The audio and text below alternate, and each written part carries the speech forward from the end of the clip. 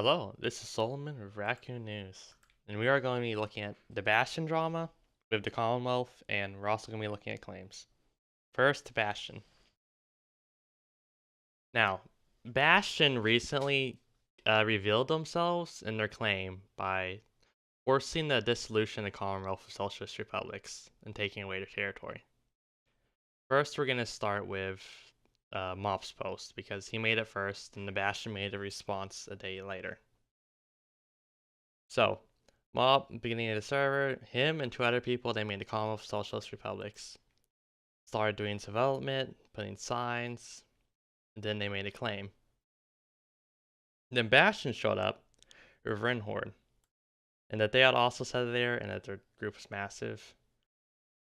And they were, well, here's the interesting issue, and we'll get into this once we start reading other posts, but Mob's development, or the Commonwealth's development, was raided, and Bastion just ended up ignoring that. Also, Bastion member Nox VS later fronted me when I entered the outpost admitting that belonged to Bastion, which that doesn't make your nation seem good. You shouldn't go around fronting, but Mob might be exaggerating the situation. We don't know. There's no proof here, no screenshots or anything. But Mob says there was an involuntary exchange, and Bastion used the front of violence to make this exchange where they got the Commonwealth's territory.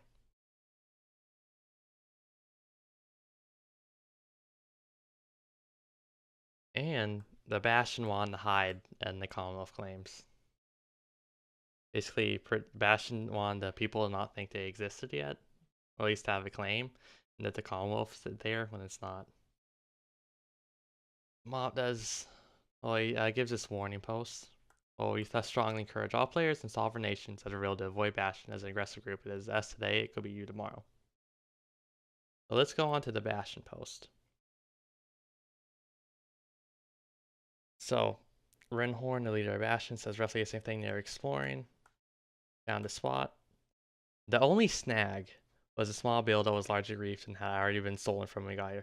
Here's the issue. You don't just immediately assume it's abandoned or something. It's probably like there's tons of raiding going on in the beginning of the server. But by the looks of it, from how this is phrased and other posts are, like, looks like Bastion suddenly started building. They didn't wait any time to confirm whether that area is owned or not. And if there are signs according to Mob, maybe the raiders got the signs, but if they didn't, it'll at least be ignoring the Commonwealth being there. Yeah, nearly a full day later, Mob made the claim. Waiting a day isn't that hard to make sure there's not people there. It says they enter negotiations. Well, according to Mob, Bastion forced them into negotiations. So, Rinhorn was willing to pay, but he's not going to back down. And 30 citizens, like, Mob's being coerced here. He can't do anything. All of our citizens had removed a considerable amount of resources. Location had started building. Well, that's Bastion's fault. They should have confirmed that there was no one there.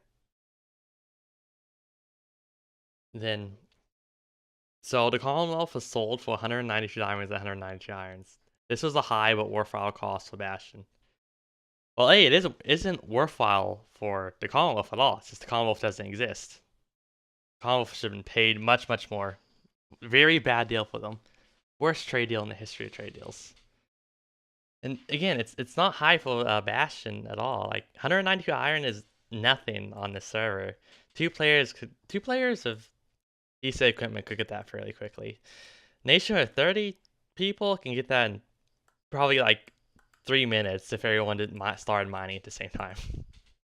192 diamonds more significant, but for 30 player nation, 190 diamonds is still not a lot.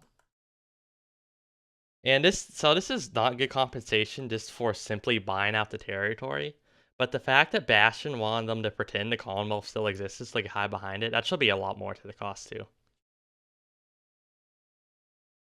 Also, they didn't want raiding groups to find, yeah, and wipe us out really. Biggest nation on the server. They're not going to get wiped out by raiders. Before we got strong up to oppose, a bunch of other nations are dealing with this issue too. And sure, some are doing less well than others, but they also don't have 30 players. He says Mob decided to go back on our deal. Yeah, it says they're attacked by layers, and he says luckily. This is misleading. Okay, this is also there are several misleading statements. It says The Commonwealth merged with Casavati. No, the Commonwealth didn't merge. The Commonwealth got fucking destroyed. It dissolved. And former members of the Commonwealth went over to Casavati. There's no merging going on here. The nation was dissolved and all the territory went to the Bastion. Then luckily we were online and able to chase them off with minimal losses, take them out the raider, talking about the raiders. There's no luck to this. When you have 30 people in your nation, it's almost guaranteed that you have someone almost online all the time. And there's 30 people, so you can easily chase off raiders. It's not a luck thing. And because Mob has violated our agreement, now this is new, recent development. This wasn't here a couple hours ago. Because it would have been absolutely ridiculous for Mob to return the diamonds and iron. The reason for that being is this: it was an invalid agreement. The Commonwealth was coerced into this agreement by a superior military power. It's not valid. There was no deal that was broken. It wasn't legitimate in the first place. The only reason, like you might ask, if it's not legitimate, why did Bastion give the resources to the Commonwealth for good relations and not seem as bad? Like they could have just killed them, but instead of killing them, they gave the Commonwealth some iron and diamonds and called it a trade deal.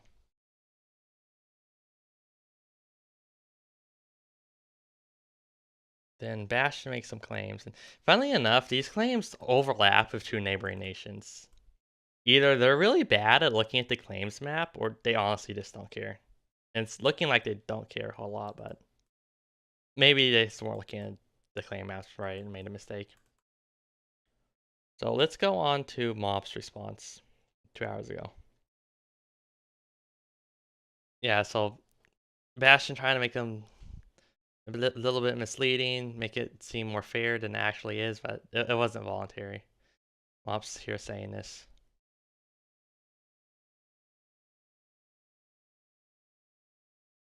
Yeah, I called a mugging.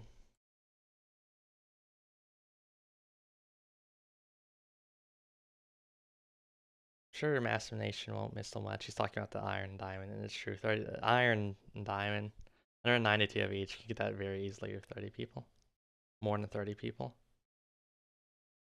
Horn's like, sounds reasonable. Consider request for repayment dropped. Like, okay. And maybe you realize how, petty it was to try to get those resources back with such a large nation. It's not really anything.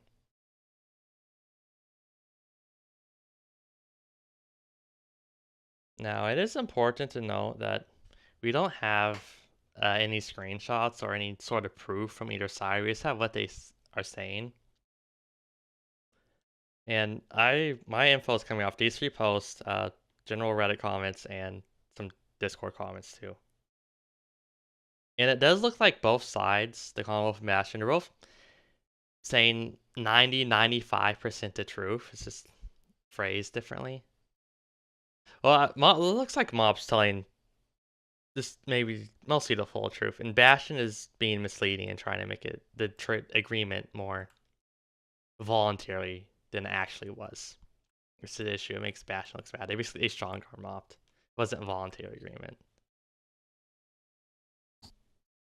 So yeah, not good publicity for Bastion. Now let's go look at their origin post, since their origin post looks different in this context now. The origin post has very much a sense of superiority with Bastion. Your Bastion stability, follow the server.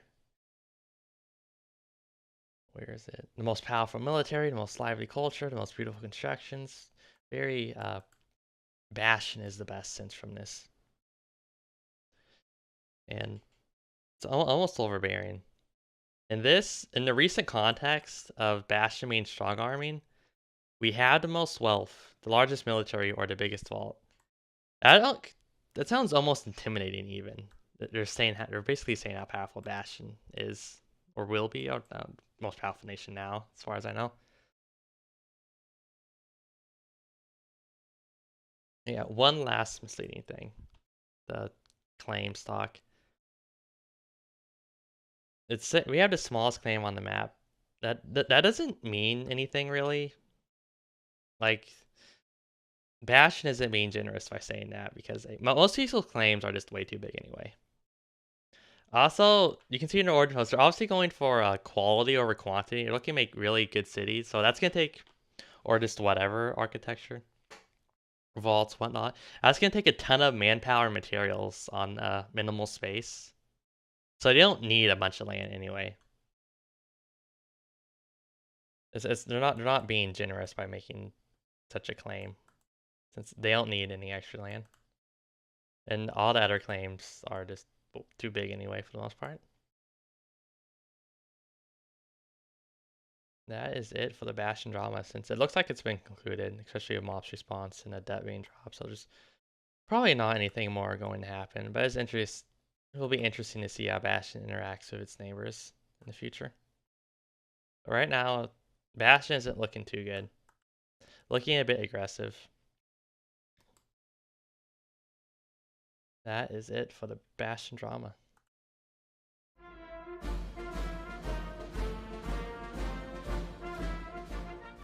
This is the second part of this segment of Raccoon News, and we're going to talk about creating, justifying, and resolving claims. Now, a claim is an area you theoretically own that you make an area you theoretically own on the CivX map, and you post it on Reddit to let other people know it's there. Now, you only theoretically own it because the admins and moderators, they don't enforce any of these claims or anything. They're there to stop trolling, hackers, etc. People like that. What makes a claim and what keeps your claim and nation there is other people respecting that claim and your ability to defend from people who don't respect your claim. There's the admins, moderators won't help. You have to be able to defend your claim. Now, there are lots of problems with the claim, especially since CivX is the most recent edition of CivX has just started. Lots of new players, tons of nations springing up each day, every couple hours on average, more claims. Now, this is leading to lots of problems, mainly in the area of overlapping claims. And this is happening because, well, a lot of players are just making claims that are way too big, or nations with few players are just making really big claims. Like Cano, is that how you say it? Cano is really big. Franconian is really big. I mean, maybe if Franconian Empire has like 10 people, it's fine, but if they have like 2 people, that's way too big. And yeah, better just random small nations making really hard to defend claims. So people are just, a lot of these claims are just too big.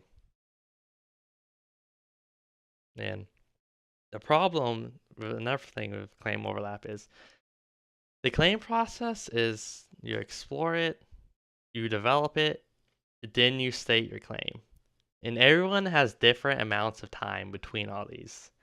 Different amounts of time between when they explore a territory, then they start developing it, then they actually do state the claim on the Reddit. It's added to a claims map made by one of the players. Recently, it has been Nintendo and Jones who's doing all the claims maps, but other people also do them. And some people are right on top of this process. They explore a territory, start developing right away, make a claim. Like, we're talking like in a day. That's rushing. That's just spend a bunch of hours. Maybe not a bunch since it's new service, so there's a lot of land, so you don't really have to develop that much. It's really that's justifying your claim, and we'll go into it right after this. But some players, they like explore a lot, then they develop, then they develop for a long time, and finally they state their claim. Or other players, they explore, develop, but they don't state their claim for a long time because they want to remain hidden for some reason, avoid raiders, or so people don't know about their presence. And then this leads to problems because you end up with 2 players in the same area and they've done some combination of exploring or developing, but neither of them have stated their claim and they don't know each other there. So one player states the claim is like the other player who's also there, then they state their claim, then there's an overlap. And whoever makes their claim first, it's relevant but not particularly. Development matters more about who has a more justified claim, so to speak. Whoever's put more material, time, and energy into that area. So in some cases, we end up with small overlapping claims. It's at the edge of each nation. It's not really an issue. We usually have peaceful solving of those. Or with weird cases like the SPQR in Ionia. Like Ionia is almost completely inside SPQR. And now the way this is resolved, there's two ways this is resolved. Might makes right. One of the players just kills the other player or forces them away. Or there's peaceful resolving where the players make some sort of agreement. Now, let's move on to justification, justifying your claim. Now, we're going to have the three most important things, from least important to most important, on justifying your claim. And justifying is like how much you deserve that territory, how much of you deserve for that territory to be for your sovereign nation to be on that territory. How much players might agree with you with how much you deserve that. And they'll be more likely to agree with you in conflicts or in arguing about trade or some sort of deal with the land. Anyway, so least important, most important. Whoever explores it first, whoever's there first and finds land first, that's only relevant at the beginning of the server, like right now. Right now, the whole map's been explored by some people, so it's not honestly not really that relevant anymore. But still relevant since there's still ongoing claim conflicts and nations are being revealed. So you end up with two people in the area, but if the person who got there first has a slight justification because they were there first, but development is much more important. Exploration, who explored first is only relevant if both the players have little development and they've both done the exploring. And development doesn't really come into play, but honestly, you shouldn't be making a claim if you haven't done development. Now, development, that's building infrastructure, towns, cities, putting time, energy, and material into the land. Because someone who's put, say, 100 hours and built a small city or village in an area, they have more right to the territory since they put so much more effort to it than someone who built a dirt house in a territory. So development is important. Who's developed more matters a lot when justifying. And but the most important factor, particularly as we go on, is maintenance. Maintenance is being active, continuously developing your land, and making sure your claim isn't being encroached upon. And maintenance is even relevant right now in making sure your claim isn't encroached upon because let's say there's player A and player B. Player A sets up in an area, they make or nation A, nation B, whatever you want to say. I'm just going to say player A and player B. Let's say two relatively small nations. Player A shows up, they start building a village, but make a rather large claim. And so, but they just get wrapped up in their village and the surrounding area. So they're built all there all the time, developing that. And then say 500 meters away, player B shows up, and then they start building. Now, if the person A, who's there and they can maintain, if they're doing maintenance, they'll find a person or player B, and they'll get player B to go somewhere else because that's their claim.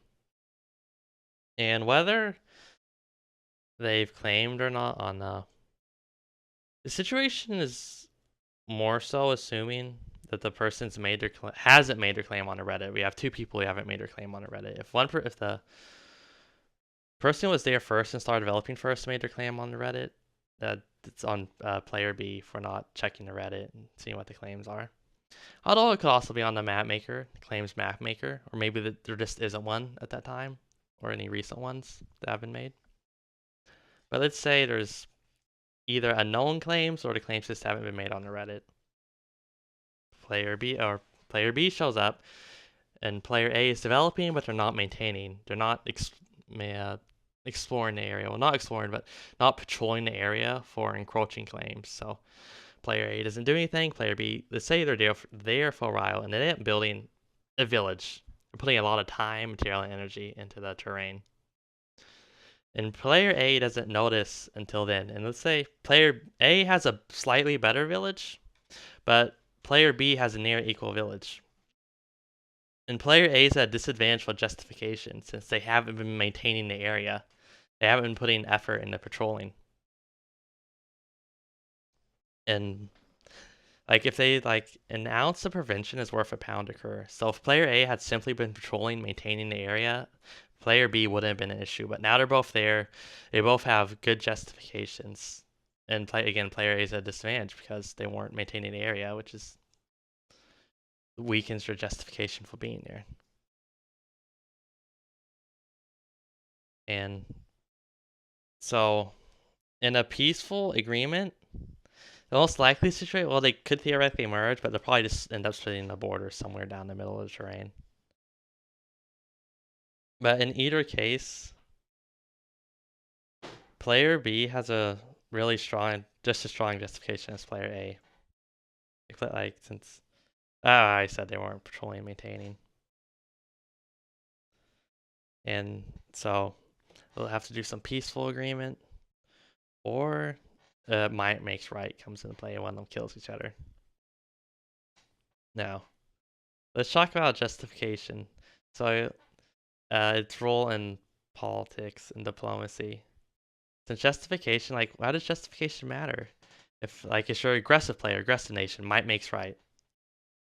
Since we already went over why justification matters in peaceful play because it helps your trade deal. People are more likely to be sympathizers with you, see why you deserve that territory, however much amount, because of what you put into it.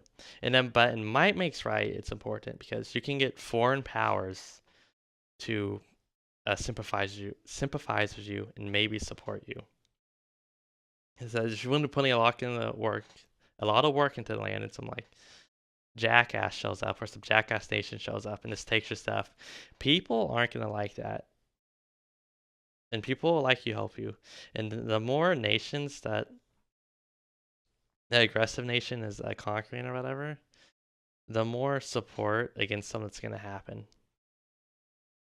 Although if it's like a bunch of dirt hats and like one player nations, no one's just not gonna care that much. It's just barely any justification for owning that land in the first place. It's just like whatever if it dies. But if like the aggressive nation takes over like a city or something, or like a couple of villages, people will care since they're taking away a lot of work that people have done and they're just being aggressive and malicious. And that is why justification is important. So let's summarize that real quick. The claims process is you explore a territory, you develop it, then you state your claim on a Reddit, then it gets added to a claims map. And in order of justifying your claim, what's important is like exploration. That's not really relevant now, except for maybe some ongoing claims conflicts or upcoming claims conflicts, or the two nations don't know about each other yet.